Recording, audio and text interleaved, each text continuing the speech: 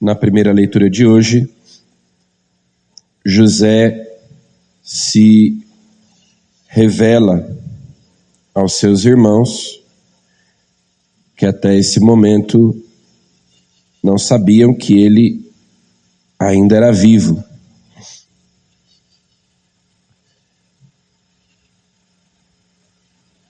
Ele diz: eu sou José, vosso irmão, a quem vendestes para o Egito. Entretanto, não vos aflijais, nem vos atormenteis, por me terdes vendido a este país, porque foi para a vossa salvação que Deus me mandou adiante de vós para o Egito. Ou seja, aquele crime cometido pelos seus irmãos, Deus o aproveitou para salvá-los. De modo que até mesmo as nossas faltas, até mesmo os nossos pecados, Deus aproveita, Deus não desperdiça nada. A providência de Deus, a sua santa vontade, seus desígnios que nós não conhecemos, sempre conduzem para o bem. Então, assim como a morte de Cristo, o pior crime que os homens já cometeram, um deicídio, a morte de Deus. E, no entanto, a morte de Cristo se tornou fonte de salvação para todos nós. Então, aqueles irmãos, por inveja, tramaram a morte do irmão, depois decidiram vendê-lo como escravo.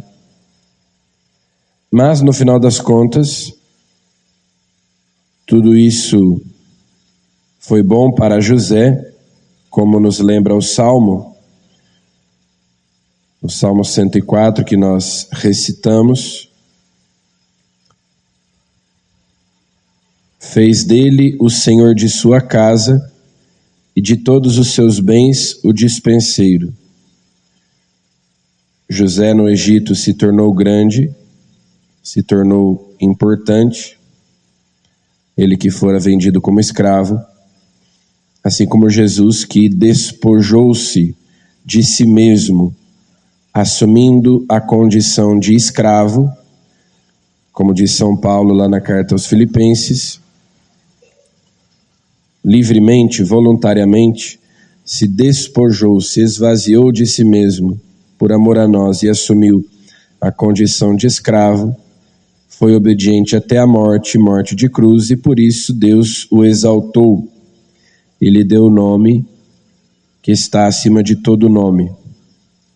Então, do mesmo modo, José foi injustamente, inocente, como Jesus, por inveja de seus irmãos, vendido como escravo, mas aquele mal que eles fizeram a ele acabou se revertendo em glória, em exaltação, não só para ele, né, mas como o próprio José interpreta aqui nos desígnios de Deus, ele abriu caminho, Deus o enviou à frente.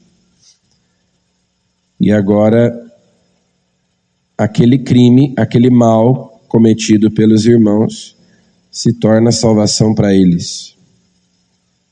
Foi para a vossa salvação que Deus me mandou adiante de vós para o Egito. Então, como nos ensina São Paulo, tudo concorre para o bem daqueles que amam a Deus.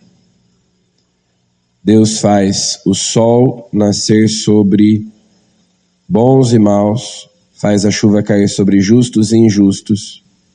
No entanto, com mais amor, Deus cuida, Deus vela sobre os seus fiéis, sobre aqueles que o temem. O Salmo diz assim: o Senhor vela sobre os seus fiéis. O Senhor pousa o olhar sobre os que o temem e que confiam esperando em seu amor. para da morte libertar as suas vidas e alimentá-los quando é tempo de penúria. Aqueles que se deixam conduzir pela sua santa vontade, mesmo dos momentos de aflição, mesmo de suas falhas, de seus pecados, Deus sempre tira proveito. Deus não desperdiça nada e tira de todo mal um bem. No Evangelho, Jesus envia os 12 e lhes dá instruções muito precisas de como eles devem proceder nessa sua missão, anunciando que o reino dos céus está próximo, e Jesus manda que eles não levem nada consigo. De graça recebestes, de graça deveis dar. Não leveis ouro, nem prata, nem dinheiro nos vossos cintos, nem sacola para o vosso caminho, nem 2 túnicas, nem sandálias, nem bastão.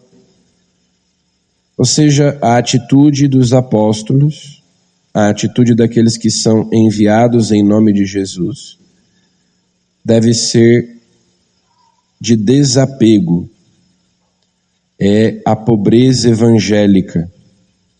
Não devem estar apegados a nada, não devem buscar os seus próprios interesses, não devem se servir do evangelho para enriquecimento ou para obterem qualquer tipo de vantagem. De graça recebestes, de graça deveis dar. Essa deve ser a atitude de todos os cristãos, de todos os batizados, mas, claro, especialmente dos pastores da igreja, dos sacerdotes, o desapego, de modo que Cristo seja a nossa única riqueza. A pobreza evangélica que consiste justamente nesse desprendimento em relação a tudo e a todos, para que Cristo reine em nossos corações.